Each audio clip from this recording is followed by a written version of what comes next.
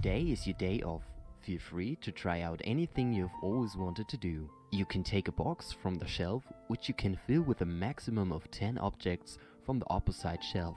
Each of these objects can be scaled as desired via the blue dots and positioned at any time. The density of the objects can be set individually via the controller. As soon as the box is in the X-ray area, it's packed. Now you can X-ray it or start or stop the continuous X-ray of one box at a time with the fluoroscopy button on the X-ray table.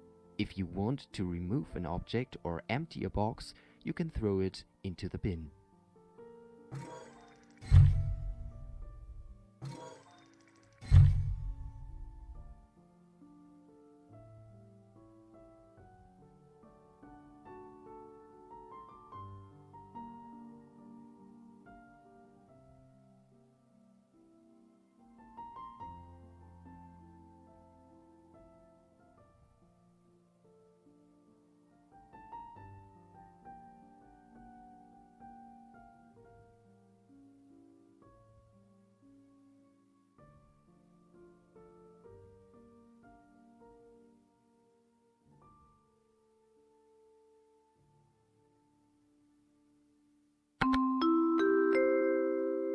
Dear employees, attention!